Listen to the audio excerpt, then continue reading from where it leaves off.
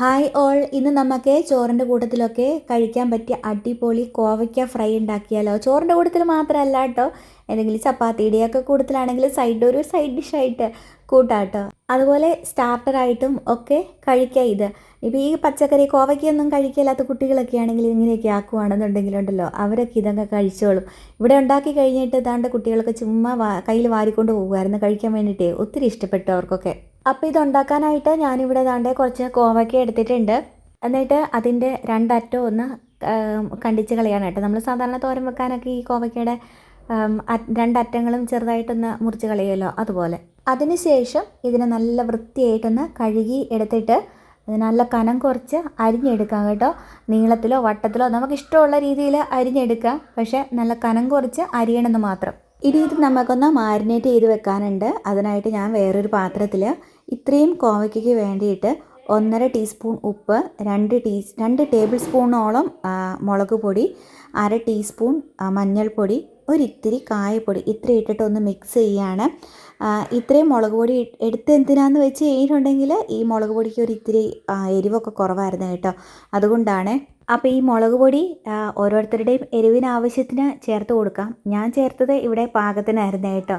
പിന്നെ വേണമെങ്കിൽ ഒരിത്തിരി ചിക്കൻ മസാലയൊക്കെ, ഒരിച്ചിരി കൂടെ മസാലയുടെ ടേസ്റ്റ് വേണമെന്നുള്ളവർക്കാണെങ്കിൽ ഒരിച്ചിരി ചിക്കൻ മസാലയോ അല്ലെങ്കിൽ മീറ്റ് മസാലയോ അങ്ങനെ എന്തെങ്കിലും വേണമെങ്കിലും ചേർത്ത് കൊടുക്കാം. എന്നിട്ട് അരിഞ്ഞു വെച്ചിരിക്കുന്ന കോവയ്ക്ക ഈ മസാലപ്പൊടിയിലേക്ക് ഇട്ടിട്ട് നല്ലതുപോലെ ഇളക്കി ഒന്ന് മിക്സ് ചെയ്യാം. അതിനുശേഷം ഞാനിതിലേക്ക് ഒരു 3 ടേബിൾ സ്പൂൺ അരിപ്പൊടി ചേർത്ത് കൊടുത്തിട്ടുണ്ട്. വറുത്ത അരിപ്പൊടിയാണ് ഞാൻ ചേർത്ത് കൊടുത്തിരിക്കുന്നത്. എന്നിട്ട് ഇത് നല്ലപോലെ ഒന്ന് മിക്സ് ചെയ്തെടുക്കുക. അപ്പോൾ ഈ കോവയ്ക്ക് ഇട്ട് മസാലപ്പൊടികളുടെ കൂട്ടത്തിൽ ഇളക്കണതിന് മുമ്പേ ആ മസാലപ്പൊടികളുടെ കൂട്ടത്തിൽ ആദ്യം തന്നെ അരിപ്പൊടി ഇട്ടിട്ട് ഇളക്കുവാണെങ്കിലും കുഴപ്പമൊന്നുമില്ല കേട്ടോ. അതൊക്കെ നമ്മളുടെ ഇഷ്ടത്തിനനുസരിച്ച് ചെയ്യാം. അപ്പോൾ ഇത് നല്ലതുപോലെ അങ്ങ് മിക്സ് ചെയ്ത് വെച്ചതിന് ശേഷം നമുക്കിതൊന്ന് മൂടി വെക്കണം. ഒരു അരമണിക്കൂർ നേരത്തേന് ഒരു തുള്ളി പോലും വെള്ളം ചേർക്കണ്ട കേട്ടോ. ഈ കോവയ്ക്കയിലെ വെള്ളം തന്നെ ഇറങ്ങിയിട്ട് നമ്മൾ അരമണിക്കൂർ നേരത്തിന് റെസ്റ്റ് ചെയ്യാൻ വെക്കണമല്ലോ. അന്നേരം ഈ കോവയ്ക്കയിലെ വെള്ളം ഇറങ്ങി ഇതിലങ്ങ് പിടിച്ചോളും കേട്ടോ. ഈ മസാലപ്പൊടി അരിപ്പൊടിയൊക്കെ അങ്ങ് നനഞ്ഞ് വന്നോളും. അങ്ങനെ അരമണിക്കൂർ റെസ്റ്റ് ചെയ്യാൻ വെച്ചതിന് ശേഷം ദാണ്ടെ ഞാനത് തുറന്ന് നോക്കിയിട്ട് ഒന്ന് ഇളക്കി കൊടുക്കുകയാണ്. കോവയ്ക്കയിലെ വെള്ളം ഇറങ്ങി നല്ലതുപോലെ ഇതങ്ങ് നനഞ്ഞ് കുഴഞ്ഞ് വന്നിട്ടിട്ടായിരുന്നു കേട്ടോ. അത് ഓരോ കോവയ്ക്കയുടെയും വെള്ളത്തിനനുസരിച്ച് വ്യത്യാസം ഉണ്ടാകും. ഇങ്ങനെ നീളത്തിലുള്ള വെള്ളം ഉള്ളിൽ വെള്ളം കുറവുള്ള കോവയ്ക്കൊക്കെയാണെങ്കിൽ ഇത്രയും വെള്ളം അങ്ങ് ഇറങ്ങത്തില്ല. ഇത് ഈ മറ്റേ ഉരുണ്ടിട്ടുള്ള ആ മണ്ടൻ കോവയ്ക്കുണ്ടല്ലോ, അതിനുള്ളിൽ ഭയങ്കരമായിട്ട് വെള്ളമുണ്ട്. അന്നേരം ആ വെള്ളം ഇറങ്ങിയിട്ടുണ്ടല്ലോ, ഇതങ്ങ് നനഞ്ഞ് കുഴഞ്ഞങ്ങ് ഇരുന്നു കേട്ടോ. ഇത്രയും അങ്ങ് കുഴഞ്ഞിരിക്കുന്നത് കൊണ്ട് ഞാൻ ഇതിലേക്ക് 1 ടേബിൾ സ്പൂണും കൂടെ അരിപ്പൊടി ചേർത്ത് കൊടുത്തിട്ട് ഒന്നുകൂടെ ഒന്ന് ഇളക്കി കൊടുക്കുകയാണ്. ഇതങ്ങ് ഡ്രൈ ആയിട്ടിരിക്കാൻ പാടില്ല, ഒരു നനഞ്ഞ് തന്നെ ഇരിക്കണം. പക്ഷേ ഒരുപാടങ്ങ് കുഴഞ്ഞങ്ങ് ഇരിക്കാൻ പാടില്ല കേട്ടോ. ഒരുപാടങ്ങ് ഞാൻ നേരത്തെ കാണിച്ചതുപോലെ നല്ലപോലെ അങ്ങ് കുഴഞ്ഞിരിക്കുവാണെങ്കിൽ നമ്മൾ വറുത്ത് കോരിയെടുക്കാൻ നേരത്തെ ഇതങ്ങ് കൂടിയിരിക്കും. അപ്പോൾ അതുകൊണ്ടാണ് ഞാൻ 1 ടേബിൾ സ്പൂണും കൂടെ അരിപ്പൊടി ഇട്ടിട്ടൊന്ന് ഇളക്കിയെടുത്തത്. എന്നിട്ട് നമുക്ക് എണ്ണ ചൂടായി കഴിയുമ്പോൾ എണ്ണയിലിട്ട് വറുത്ത് കോരിയെടുക്കാം.